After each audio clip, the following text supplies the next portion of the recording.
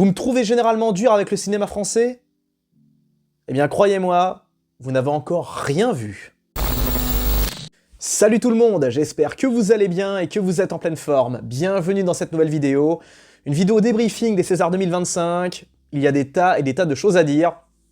Donc, on se retrouve dans les commentaires pour en discuter car, eh bien, cette cérémonie, c'était quelque chose. À la base, je ne voulais pas faire cette vidéo, je ne voulais pas faire cette review, je voulais simplement écrire un petit post, etc. Mais vous avez été assez nombreux à m'envoyer des messages sur Instagram, sur X, par mail même, et également au cours des lives, donc c'est parti, on va en discuter ensemble, parce que je veux avoir votre avis par rapport aux récompenses, par rapport aux films qui ont été nommés, nommé, je sais plus comment on dit. En tout cas, il faut qu'on en parle, et sachez qu'à la base, vraiment, j'étais pas intéressé pour faire de vidéo là-dessus, car j'estime que le divorce avait été consommé entre moi et le cinéma français au cours des Césars 2024, car la cérémonie 2024 a été pour moi extrêmement pénible.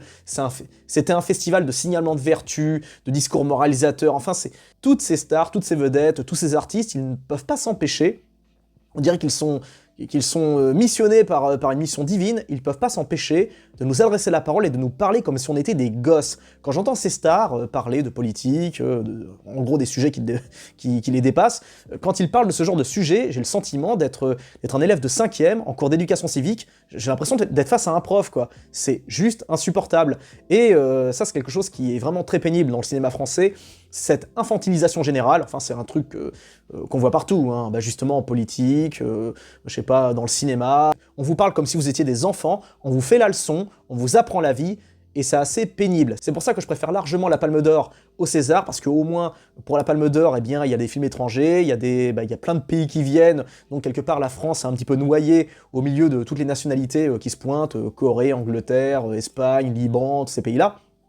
Donc ça fait du bien, mais par contre les Césars c'est compliqué quoi, parce qu'à chaque fois c'est le défilé de discours tonitruants, plein de vertus signaling. Désolé, j'ai pas d'autres mots, hein, mais c'est vraiment c'est très pénible hein, ces discours où on nous apprend la vie, les subtilités de l'existence, alors qu'à la base on est censé se détendre, penser à autre chose et certainement pas écouter des bourgeois qui se prennent pour des comment ça s'appelle, des soldats des droits civiques, alors que bon, c'est très bien, au fond, qu'ils n'en ont strictement rien à secouer de toutes les idées qu'ils défendent, hein, vu que de toute façon, c'est le cinéma français, on va dire, c'est le règne du népotisme, du piston, de temps en temps, ils nous mettent en avant un prolo pour donner des gages, hein, pour se donner bonne conscience, mais globalement, on sait très bien ce que ça représente. Et le cinéma français ne représente en rien justement la France, quoi. Il y a vraiment une espèce de disparité qui est palpable, qui se ressent. Il n'y a même pas ça au cours des Oscars. Je veux dire, les Oscars, vous regardez les Oscars, il n'y a pas ce sentiment de malaise. Alors oui, bien sûr, les stars également font des grands discours, n'empêche que, à la différence des Césars, les Oscars, c'est cool à regarder. Pas tout le temps, mais il y a quand même ce truc. On a des stars qui nous font des grands discours, oui, mais il y a ce truc, ils ont cette patte, ils ont cette authenticité, voilà, c'est ça. C'est que les Américains, et le reste du monde entier, ils ont une authenticité, ils ont ce truc, on va dire, cette humanité, cette chaleur. On ressent ça également au cours de la Mostra de Venise, au cours des Ours de Berlin, il y a ce truc. Alors qu'en France, on a l'impression que dès qu'une star porte un costard, bim, il se transforme en ambassadeur, je sais pas, comment dire, en diplomate, et c'est assez pénible. Alors des fois, il y a des exceptions, comme on a vu cette année, enfin pour les Césars 2025, vous allez voir parce que oui, tout n'était pas acheté dans ces Césars 2025 par rapport à ceux de 2024, vraiment ceux de 2024 m'avaient ulcéré, je me suis dit c'est bon, plus jamais je regarde ces trucs-là, mais voilà, je me suis forcé, je me suis fait violence à regarder en différé les Césars 2025, et j'admets que ce n'était pas si mal. Là aussi, on a eu droit au discours moralisateur, on aura eu droit au vertu signaling, on aura eu droit à quelques moments cringe, quelques moments malaise, mais on aura aussi eu droit à des moments relativement drôles, relativement sympas, et il fallait en parler. Et également, je vais parler des films qui ont reçu leur récompense, car même si je ne fais pas de review de tous les films français que je vois, sachez que je vois l'essentiel de ces films. Et si j'évite de faire des critiques de ces films, c'est parce que globalement, c'est naze, globalement, c'est mauvais. Le cinéma français, c'est un petit peu... Enfin, je le compare au studio Ubisoft, quoi. C'est-à-dire qu'ils ont une template. Ubisoft, ils ont fait ça pendant des années avec Assassin's Creed ou encore Far Cry. C'est-à-dire qu'ils ont un bon produit, ou un produit relativement correct, et plutôt que de, l'upgrader ou le renouveler sérieusement, non, on recycle, voilà, c'est du recyclage. Le problème, c'est que la différence d'Ubisoft, hein, qui avait quand même de grosses licences, donc à savoir les premiers Far Cry et les premiers Assassin's Creed, bon bah le cinéma français en soi, osez me dire que du point de vue qualitatif, c'est le top du top. Non. Et je tiens à dire un truc, parce que je sais que beaucoup vont me dire « Oui, mais t'es trop dur avec le cinéma français, il faut lui laisser sa chance. » Non, c'est pas comme ça que ça marche. Ce n'est pas en disant du bien de films médiocres que vous sauverez le cinéma français. C'est pas comme ça que ça marche. Il faut être exigeant, il faut être dur, il faut être... il faut être honnête pour espérer voir un jour notre cinéma français évoluer, car c'est tout ce que j'attends, c'est tout ce que je demande, que notre cinéma évolue, et qu'on sorte un petit peu de cette léthargie et cette... c'est un jour sans fin le cinéma français. Et ce que beaucoup ne comprennent pas du côté des cinéphiles, c'est que ils veulent à tout prix défendre le cinéma français, qu'importe ce qui sort, juste par principe de soutien et principe de... juste par principe de soutien et de principe moral. Sauf que non, c'est pas la bonne démarche, c'est pas le bon mindset à avoir. Il faut au contraire être honnête, être radical même s'il le faut, parce que le cinéma, c'est un art beaucoup trop précieux pour qu'on le prenne à la légère. Le cinéma, c'est comme l'art en général, c'est la sélection naturelle. Que le meilleur gagne, que le plus créatif survive, que le plus talentueux, aille au top du top. Or, en France, on fait tout l'inverse, c'est-à-dire qu'il y a une espèce de nivellement par le bas. On fait en sorte de mettre en avant les productions les plus médiocres. Ça se voit, ça se ressent. Les gens le voient, les gens le sentent. Ils ne le disent pas spécialement, même s'ils le ressentent au plus profond de leur être. Mais on ne le dit pas parce que la France est le pays des convenances sociales, il ne faut surtout pas choquer, il ne faut surtout pas aller dans le contresens de l'établissement. Ce qui est assez paradoxal quand on se revendique de la liberté d'expression, des lumières, tout ça, alors qu'en réalité on s'aperçoit que le mindset français est c'est très formaté, et le cinéma français en est l'expression la plus limpide. Bon allez, c'est bon, j'arrête pour cette intro, vous m'excuserez, donc c'est parti pour ce best-of de ces Césars qui, croyez-moi, était beaucoup moins désagréable à regarder que ceux de 2024, enfin la cérémonie de 2024. J'admets avoir été agréablement surpris, tout n'était pas génial, tout n'était pas parfait, mais il y avait des éléments quand même à retenir. Alors on va commencer par le plus désagréable, on va parler d'un des moments les plus lunaires et cringe de cette cérémonie. C'est l'espèce de duo bizarre, Pio Marmaille et Raphaël Quenard. Alors, Pio Marmaille, je le trouve extrêmement talentueux. C'est un acteur qui est vraiment très bon, on sent bien qu'il a la comédie dans le sang. C'est d'ailleurs un fils d'artiste, il me semble, ses parents faisaient du théâtre et tout. On sent bien qu'il a cette fibre, il a ce côté très théâtre à l'italienne, j'adore ce mec. C'est un petit peu notre Henri Cavill national, vous trouvez pas qu'il lui ressemble un peu? En tout cas, ce gars-là, je l'aime beaucoup, même si je ne vais pas voir tous ses films, bien évidemment, mais voilà, je l'aime beaucoup, mais là, je l'ai pas reconnu, quoi. Je me suis dit, mais qu'est-ce qu'il nous fait, là? Il nous a fait une espèce de sketch bizarre avec Raphaël Quenard, et c'était malaisant de ouf. Alors déjà, Raphaël Quenard, j'ai du mal avec son accent, où il force sa mort sur son... Je sais plus d'où il vient, on m'a dit que dans sa région, tout le monde avait cet accent-là, c'est possible, je veux pas faire de racisme anti-accent, mais c'est mon avis, ça regarde que moi, désolé de choquer, mais la façon de parler comme il fait tout le temps comme ça, moi je décroche, quoi, je comprends pas. En tout cas, leur sketch qu'ils ont fait tous les deux, mais je me suis dit, mais qu'est-ce que c'est que ce truc, quoi? Je sentais les rires de malaise au cours de la cérémonie, je sentais bien que les gens rigolaient un petit peu en mode qu'est-ce qu'ils font? On va se marrer parce qu'ils vont peut-être faire une connerie, faire une dinguerie. Vraiment, j'avais l'impression de voir deux fous, quoi. Je sais pas ce qui leur a pris. C'était vraiment bizarre. Alors je pense que ça faisait partie justement du show de jouer les mecs un peu bizarres, sauf que non, ça passe pas du tout, quoi. C'est une cérémonie qui se veut beaucoup trop classe pour se permettre ce genre de fantaisie, quoi. Et quand je dis classe, c'est pas avec un ton, positif, quoi, parce qu'il y a un côté très surfait, très protocolaire, trop même, et les voir tous les deux faire leur numéro, je trouvais que c'était complètement hors sujet. Donc ça, c'était quand même un moment assez malaisant. Un autre qui m'a fait rouler des yeux comme ça, c'est l'intervention de Costa Gavras. Je sais plus quel âge il a, il doit avoir passé les 80 ans, mais... la vieillesse est un naufrage, quoi, parce que Costa Gavras a réussi l'exploit de nous refaire un discours attention au Troisième Reich, tout ça, alors qu'on est en 2025, il y a d'autres problématiques, il y a des... Costa Gavras, vous êtes peut-être pas au courant, mais on a des problématiques, des problématiques quand même assez sérieuses dans le monde du prolétariat, dans le monde des basses classes sociales, à savoir l'insécurité, nous sortir le couplet par rapport à Ilter, les Nazos et tout ça, c'est un petit peu hors sujet, quoi. Monsieur Gavras, pourquoi vous nous sortez un discours, un poncif pareil, alors que les petites gens, les classes sociales les plus modestes, eux, ils doivent se taper un niveau d'insécurité qui crève le plafond, les jeunes filles dans la rue peuvent plus sortir seules ou en tenue un peu sexy, sans risquer de se faire embrouiller, agresser, tout ça. C'est un peu mal convenu de nous sortir un discours qui est pas obsolète, mais presque, quoi. Enfin, il y a d'autres priorités pour moi. veux dire, je pense pas que l'Allemagne ait pour projet d'envahir la Pologne, je crois pas que c'est dans l'actualité du moment, quoi. Donc il faudrait peut-être penser à remettre son disque à jour, mais ça c'est malheureusement un process très français, à savoir boucler sans arrêt. On est dans le traumatisme de la Seconde Guerre mondiale, ça nous quitte plus, on veut plus, comment dire, on est toujours terrorisé par son ombre, et ça commence à devenir pénible, parce que ça nous fait perdre du temps du point de vue du reste de l'humanité qui continue à avancer, la Chine, le Moyen-Orient, les États-Unis, tout ça. Tout le monde avance, sauf nous, parce qu'on est encore dans le spectre de la Seconde Guerre mondiale, c'est-à-dire que vouloir, parce que moi c'est vraiment ce que je ressens, quoi. C'est vraiment ce que je remarque avec ces gens-là, dès qu'on a l'outrecuidance de vouloir aller vers autre chose, simplement sortir du bocal, sortir du moule, pour potentiellement tenter autre chose, et je parle du point de vue de la recherche, du point de vue de la découverte, du point de vue, je sais pas, de l'industrie, de tout ce que vous voulez, de tous les sujets essentiels qui font que un pays est puissant, bim, on vous sort tout l'artillerie lourde du point de vue, mon dieu, les heures sombres, etc. Que c'est lourd. Et c'est d'autant plus pénible de recevoir des leçons de la part de surbourgeois comme Costa Gavras, qui, pour anecdote, est le père de Romain Gavras, qui est, Romain Gavras, le réalisateur d'Athéna. Vous vous rappelez d'Athéna? C'est en gros un film qui met en avant les lascars de cité, les racailles, tous ceux qui foutent le bordel et qui pourrissent la vie des gens au quotidien. Ce film, c'est une plaidoirie en faveur des lascars qui foutent le bordel, littéralement. C'est un film qui magnifie des gens que vous n'avez pas envie de croiser, que vous n'avez pas envie de rencontrer, et des gens que ne fréquentent pas du tout Monsieur Gavras, père comme fils.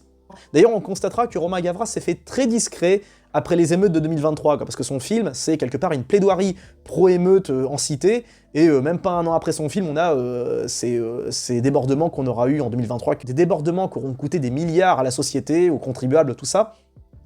Donc c'est bien que Gavras la mette un petit peu en sourdine par rapport à ses œuvres et tout, enfin le fils, quoi. Mais voilà, le discours du vieux Gavras, bah oui, quoi, ouais, c'était pertinent, je pense, dans les années 50, 60, 70, mais là, on est dans un autre monde, on est dans un autre système, on est dans une autre époque, on a affaire à d'autres problématiques, et justement, Monsieur Gavras, sachez une chose, l'extrême droite ne montrait pas autant si il n'y avait pas autant d'insécurité. Mais bon, que voulez-vous, quand vous avez trop d'argent, quand vous êtes trop hors sol, quand vous avez trop évolué dans le monde culturo-mondain, vous êtes complètement déraciné, on va dire, de la base, et vous ne pouvez pas comprendre les désirs et la volonté du petit peuple.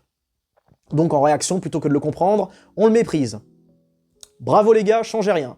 Autre moment très cringe, alors là franchement c'était malaisant aussi, parce qu'on a encore eu droit là aussi au discours apocalyptique sur la montée des extrêmes droites, tout ça. Le discours d'un certain Gilles Perret, récompensé pour un documentaire. Enfin, le mec, il gagne un prix, et plutôt que de simplement montrer sa joie, car c'est tout ce qu'on demande, on en a rien à foutre, les gars de vos leçons de morale, faut que vous le compreniez, les gens normaux, ils s'en foutent de ce que vous pensez vis-à-vis de la politique, tout ça. On s'en fout, ce qu'on veut, c'est des sourires, c'est de la joie, c'est une petite vanne, c'est une petite déconne, un simple merci et vous vous taillez, c'est tout. Vous remerciez pour votre récompense, vous remerciez les collaborateurs, tout ça, basta, on n'en demande pas plus.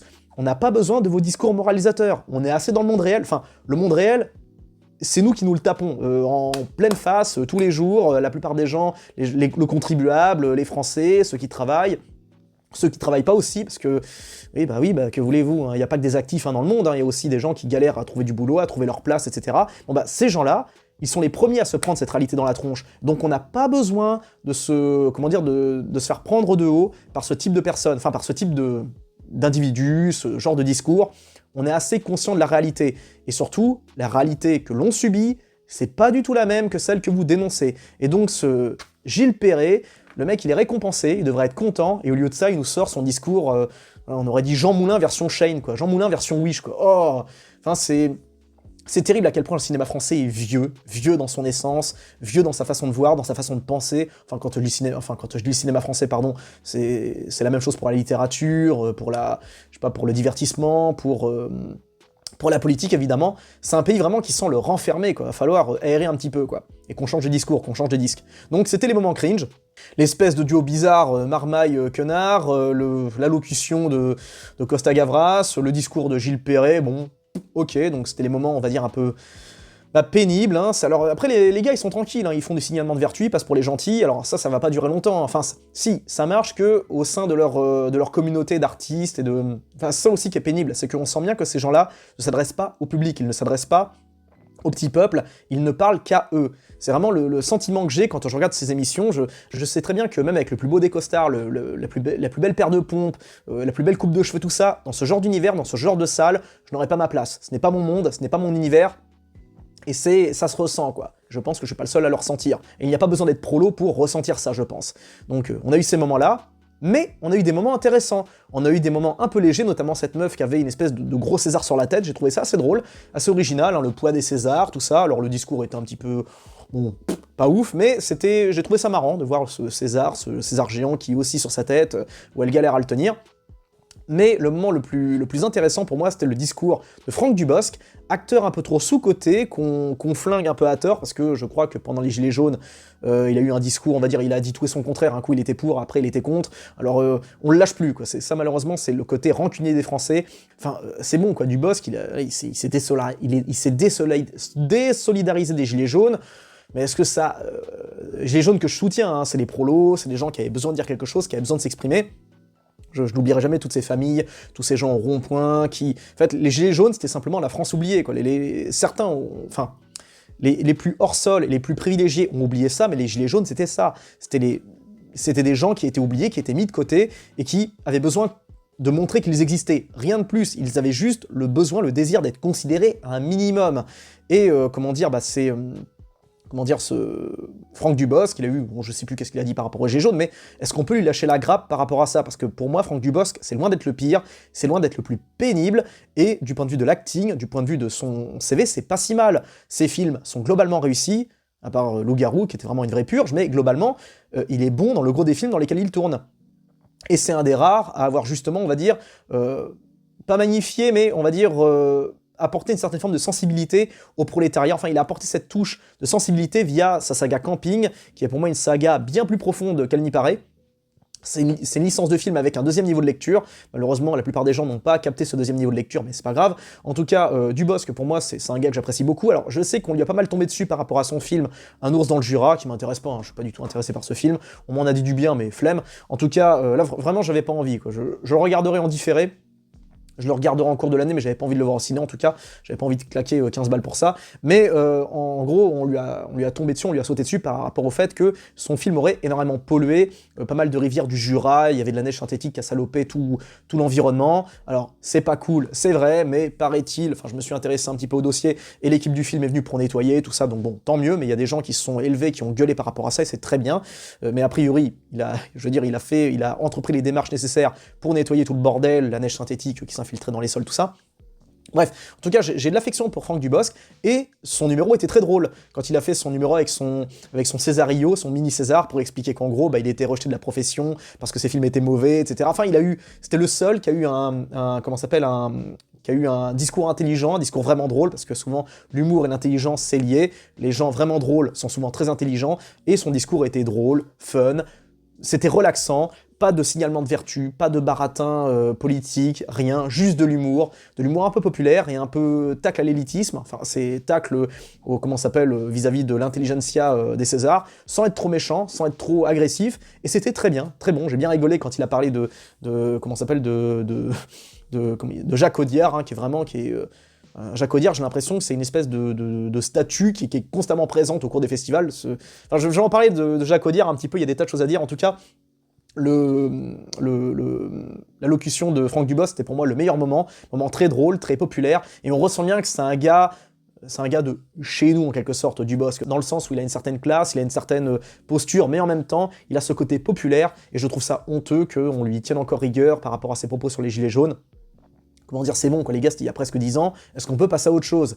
Même chose d'ailleurs pour François Berléand, acteur assez antipathique, aussi bien dans ses films qu'en privé, enfin qu'en interview, mais n'empêche que, je me rappelle qu'aux Gilets jaunes, il avait gueulé par rapport aux Gilets jaunes, comme quoi ça l'emmerdait, parce qu'il avait perdu du temps, il devait aller faire du théâtre et tout, il avait été bloqué à un rond-point, ça l'a rendu fou. Mon Dieu, le pauvre, oh là là, il a raté une séance de théâtre, terrible. Alors, il s'est montré très désagréable par rapport à sa réaction, où il avait taclé les Gilets jaunes en les traitant de je sais plus quoi, de tous les noms, mais il a eu au moins la décence de s'entretenir avec les Gilets jaunes juste après, il a discuté avec eux, et ça j'ai apprécié, j'ai relativement apprécié, et mine de rien, ça m'a fait remonter le bon Berléand dans mon estime, comme je me suis dit, putain, le mec, il va quand même, il va à la rencontre de ces sales prolos qui l'ont empêché d'aller faire son théâtre, et j'ai trouvé ça beau, honnêtement. Donc, bon voilà, quoi, bravo Dubosc, hein, c'était vraiment très drôle, et Dubosc, vraiment, je vous conseille de vous pencher un peu sur ses films, notamment toute ressemblance. Petite pépite du cinéma français qui n'a strictement, enfin qui n'a presque rien à voir avec ce qu'on a l'habitude de voir d'habitude. Film réalisé par Michel Denisot, le mec de Canal+, quoi. C'est Denisot qui est derrière ce film, et ce film est relativement intéressant, très pertinent, et également très moderne dans sa façon, dans sa mise en scène. J'étais vraiment agréablement surpris. Si vous deviez retenir un film à voir avec cette vidéo, c'est Toute ressemblance. C'était un flop total au box-office, et pour moi ce flop, il est tout simplement inexcusable. Vous devez voir ce film si vous aimez le cinéma français. Ou pas. Bon, maintenant il est temps qu'on parle des récompenses. Alors, le film qui a remporté la Palme d'Or, c'est Emilia Pérez. Alors là, franchement, c'est... je comprends pas, quoi, parce que Emilia Pérez était un film vraiment pénible au possible, film qui a été entaché par tout un tas de polémiques, hein. Alors a priori l'actrice transgenre aurait eu des déclarations homophobes, islamophobes, machin, dans ses jeunes années. On a ressorti ça pour lui flinguer sa carrière et tout, bon, voilà. Bon, elle était présente au à la cérémonie, et on constatera que Jacques Audiard ne lui a pratiquement pas adressé un seul regard, donc on sent bien que c'est un peu tendu entre eux. Et comment dire, bon bah il y a ça qui a entaché, on va dire, la promo du film. Il y a également les propos de Jacques Audiard, hein, qui a déclaré en gros, enfin Jacques Audiard, on sent bien que c'est dingue quand on voit la comparaison entre lui et son père, quoi. Il est très bon du point de vue de la photographie, mais pour moi Jacques Audiard est extrêmement surcoté. Pour moi son seul vrai bon film, c'était un prof. Bon, elle était présente au à la cérémonie, et on constatera que Jacques Audiard ne lui a pratiquement pas adressé un seul regard, donc on sent bien que c'est un peu tendu entre eux. Et comment dire, bon bah il y a ça qui a entaché, on va dire, la promo du film. Il y a également les propos de Jacques Audiard, hein, qui a déclaré en gros, enfin Jacques Audiard, on sent bien que c'est dingue quand on voit la comparaison entre lui et son père, quoi. Il est très bon du point de vue de la photographie, mais pour moi Jacques Audiard est extrêmement surcoté. Pour moi son seul vrai bon film, c'était Un prophète, encore qu'il y a quelques... Voilà, c'est pas non plus génialissime, mais ça restait un bon film, notamment via Tahar Rahim qui était vraiment très bon, et le regretté Nils Aestrup, Nils quoi. Mais ces films, enfin j'ai vu 10 pannes, je m'étais fait extrêmement chier. Les Frères Sister, j'ai pas spécialement kiffé. Et puis ce Emilia Pérez, je l'ai trouvé mais pénible. J'en ai été réduit à m'excuser auprès de Joker 2, quoi. Parce que Emilia Pérez est une comédie musicale. Et il y a des moments complètement lunaires. Les comédies musicales, faut arrêter, quoi. Il y a des moments intéressants, il y a 2-3 moments où je dois admettre que les chorégraphies étaient réussies. Notamment le passage, on voit Zoé Saldana en train de faire quand elle est habillée en rouge, là, et même au début, enfin non, j'exagère, c'est qu'il y a à boire et à manger dans Emilia Pérez. Il y a deux chorégraphies qui sont fantastiques, mais pour moi, c'est hors sujet, quoi. Ça n'a rien à foutre là. Les comédies musicales, pour moi, ça devrait... Enfin, c'est particulier, ça devrait être réservé dans un genre très particulier, les comédies musicales, mais pas sous ce format, quoi. Sauf que là, Jacques Audiard a voulu lui faire un petit délire, un petit kiff, etc., et c'est... le film s'est fait flinguer, hein, il s'est fait dégommer par la critique, mais je ne sais pas pourquoi, il rafle plein de récompenses. Vraiment, je sais pas ce que Saldana était foutre là-dedans, elle a dû regretter, je pense, elle a dû se dire merde, dans quoi je me suis embarqué, parce que vraiment, c'est mauvais, quoi. Il y a un moment pareil dans le coup où elle fait sa comédie musicale avec le... Ah oui, parce que l'histoire, pour ceux qui savent pas, en gros, alors accrochez-vous, hein, Emilia Pérez, l'histoire, c'est un chef de cartel qui mandate une avocate, Zoé Saldana, pour... Le mec du cartel mandate son avocate pour qu'il fasse une transition de genre, pour qu'il devienne une femme. Ok, parce que ce mec du cartel qui a fumé je sais pas combien de personnes, qui a causé un bordel pas possible, il se sent femme, il veut devenir femme. Ok, d'accord, bon. C'est original. Ouais, bon, c'est... Fallait que ce soit un film français, évidemment, hein, parce que Jacques Audiard, tout ça, son équipe, c'est... On tourne un film outre-Atlantique, au Mexique, tout ça, il y a moyen de faire un bon truc à la Sicario, je sais pas quoi, non, on fait un Emilia Pérez. Bon, que voulez-vous? En tout cas, le film était vraiment pénible à regarder, il y a des moments qui étaient désagréables. C'est vraiment les comédies musicales, le dernier moment où j'ai passé un bon moment, je crois, devant une comédie musicale, c'était Better Man, que j'ai détesté, hein. J'ai détesté ce film, mais il y a un moment où une chorégraphie est géniale, quand on voit Robbie Williams, enfin le singe qui joue Robbie Williams, quand on le voit faire chanter Rock DJ, je crois, Rock DJ dans Londres, dans Piccadilly Street, c'était cool. C'est le seul moment vraiment intéressant. C'est la même chose pour Emilia Pérez. En fait, ça, le problème des comédies musicales, c'est qu'il y a un ou deux moments qui sont intéressants, puis le reste, en général, on se fait chier, quoi. Et il y a des moments, en fait, dans Emilia Pérez, on sait pas trop sur quel pied danser, quoi. On sait pas trop comment... C'était en soi, quelque part, un parti pris, mais on s'en serait bien passé, quoi. Le seul truc que je retiens, c'est la perf de Zoé Saldana, qui était vraiment très forte, hein, très bonne, hein, dans quasiment chacune de ses apparitions, mais à part ça, c'était film très pénible, quoi. Donc je comprends pas pourquoi ce film a autant raflé de prix, vraiment, c'est, je sais pas, Jacques Audiard, ça doit être lui le taulier, ça doit être lui qui doit avoir les clés du festival, de Cannes, des Césars, ou j'en sais rien, parce que le mec, à chaque fois, il rafle les récompenses. Deepan, je crois que c'était celui qui avait eu la Palme d'Or en 2015, alors que c'était un film... Enfin, c'est le film le plus chiant que j'ai vu, quoi, vraiment, c'est... je pense qu'il faudrait que le cinéma français reçoive une palme tous les 10 ans, histoire de nous laisser respirer un peu, quoi. En 2023, c'était Anatomie d'une chute, donc un somnifère, un téléfilm qui vous pousserait presque à la narcolepsie, et en 2015, on avait eu Deepan, extrêmement chiant, en 2008, on a eu Entre les murs. Chaque fois qu'un film français rafle la palme, c'est pénible. Et donc, bah là, Emilia Pérez a raflé le César, et je m'interroge encore sur le pourquoi. Bon, très franchement pour moi, un film qui aurait mérité les Césars du point de vue du symbolique, c'est Enfant phare.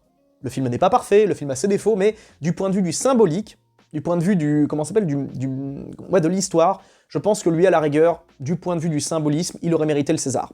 Alors parmi les acteurs qui ont reçu une récompense, on a Karim Leclou pour le roman de Jim. Alors j'ai pas vu le film, je l'admets, mais j'aime beaucoup Karim Leclou, J'apprécie beaucoup cet acteur et je trouve ça presque normal pour le principe qu'il reçoive ce César. Parce que j'ai jamais été déçu par ses performances, par ses prestations. C'est un mec qui en fait pas des caisses, qui en fait pas des tonnes, mais qui a une présence, qui a une authenticité.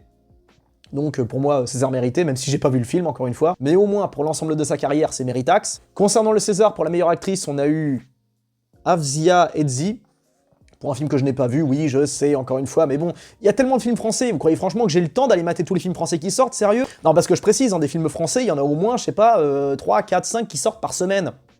C'est beaucoup. Je n'ai pas vu ce film, ça ne m'intéresse pas, donc je vais pas me prononcer. En révélation masculine, Abou Sankharé pour l'histoire de Souleymane, alors ça c'est vraiment le film le plus...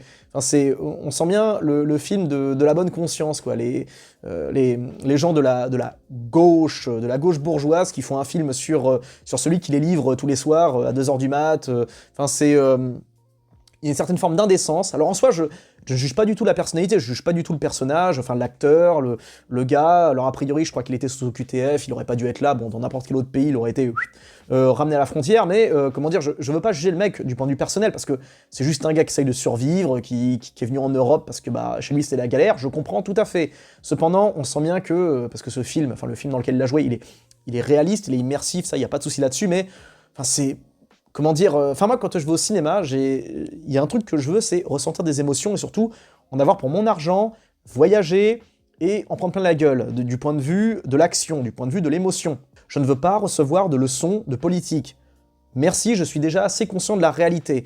Or, visiblement, pour une certaine forme d'intelligentsia, c'est plus fort qu'eux, il faut parler politique, il faut parler de justice sociale, il faut parler d'immigration, il faut parler de tout ça, c'est plus fort qu'eux, malgré le fait que ces gens-là, généralement, vivent dans des très beaux quartiers, ne souffrent absolument pas de dumping social, de précarité, ni rien, mais c'est plus fort qu'eux, il faut qu'ils en parlent, et, ce film suinte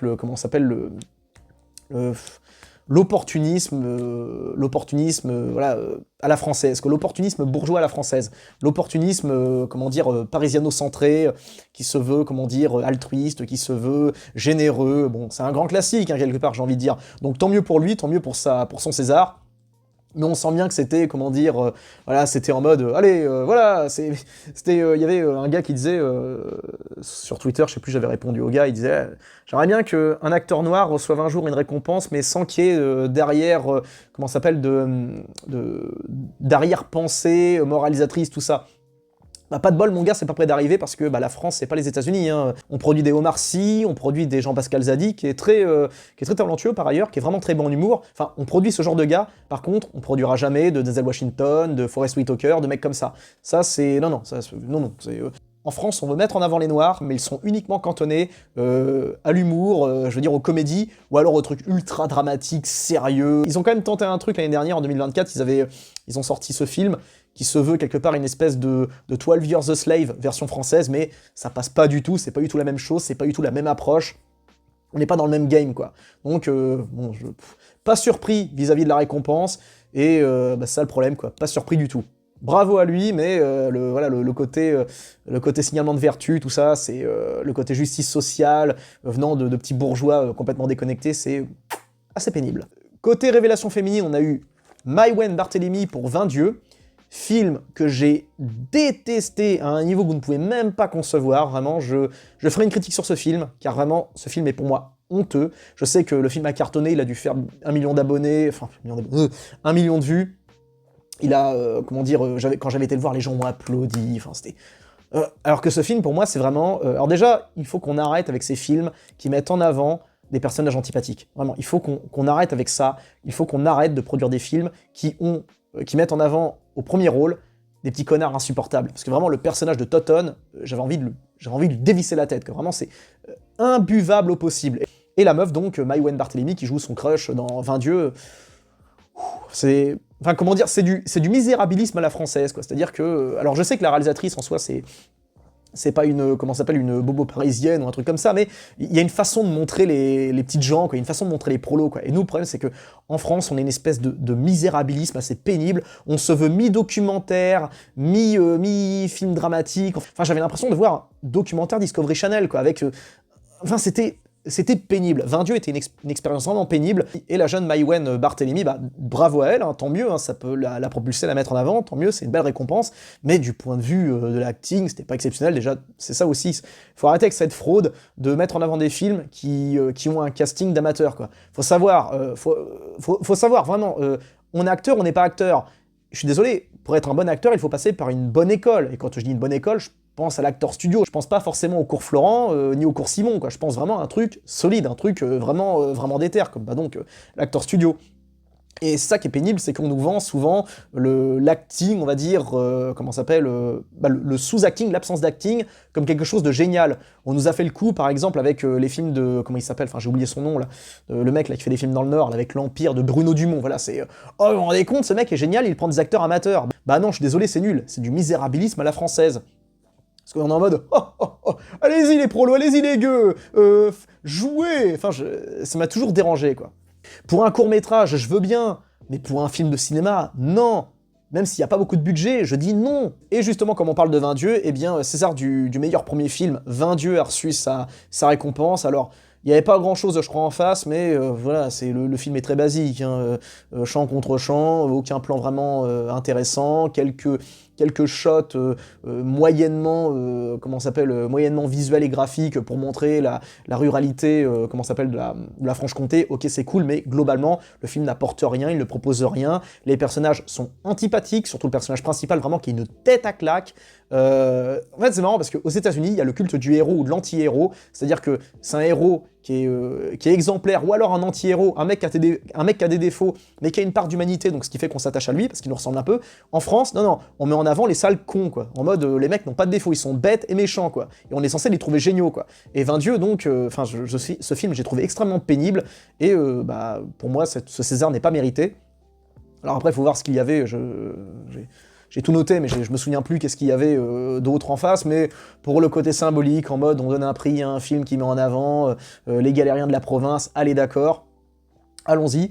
Mais voilà, pour moi, 20 Dieux, ça a été une expérience pénible, et j'en parlerai dans une critique générale, parce que là, je vais faire un rattrapage de janvier-février, je sors ça bientôt. Bon voilà, 20 Dieux, et je sais très bien ce que vous allez me dire. Vous allez me dire, mais Matt, t'es lourd, toi tu défends les prolos, machin, et dès qu'il y a un film qui met en avant les prolos, les gens de la base, t'es pas content. Bah ouais, moi j'aime pas trop quand on les met en avant de cette manière. Je préférais qu'on les mette en avant de façon beaucoup plus fine, beaucoup plus intelligente, comme a su le faire par exemple Gilles Lelouch avec Le Grand Bain. Ça c'était intelligent, ça c'était correct, c'était malin. En film étranger, on a eu La Zone d'intérêt, Zone of Interest, un des films les plus chiants et soporifiques que j'ai vu. Alors, soi-disant, moi, ce film n'a procuré aucune émotion.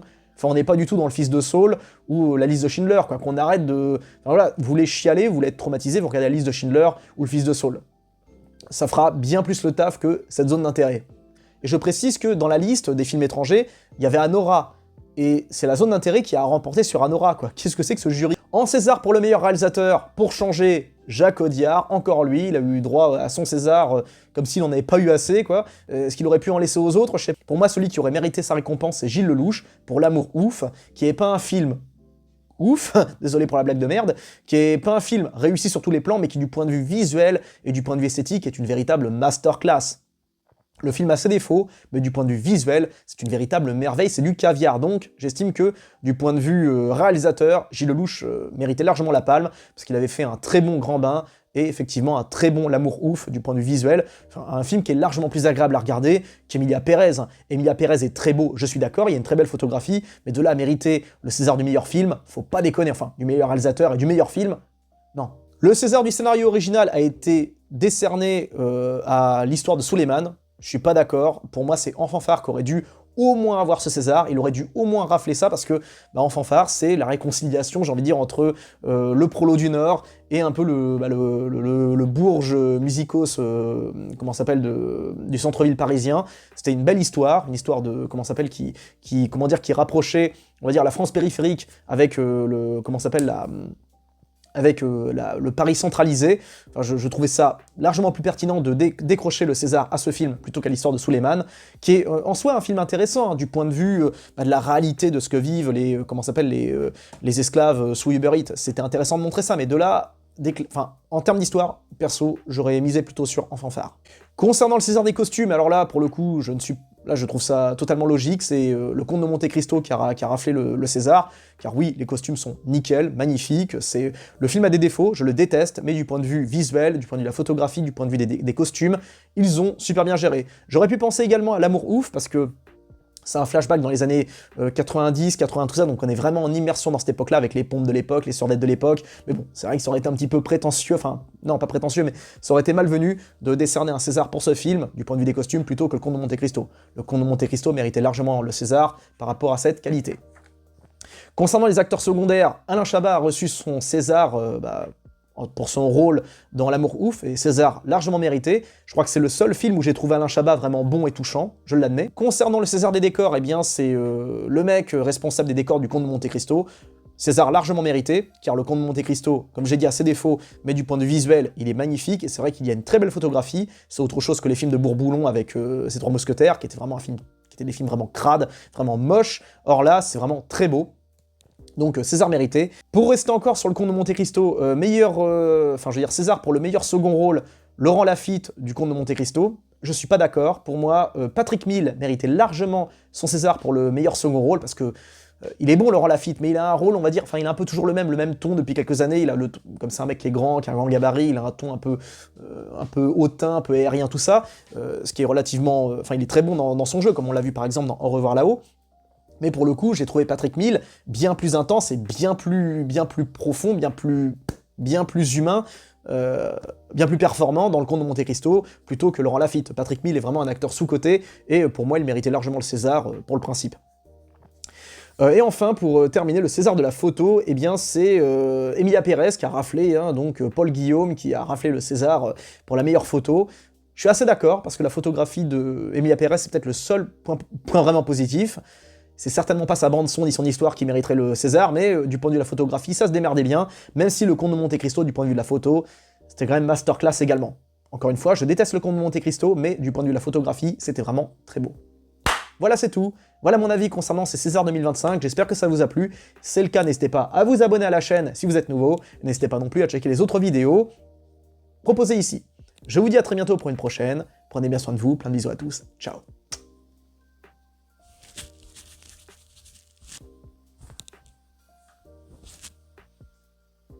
Hmm.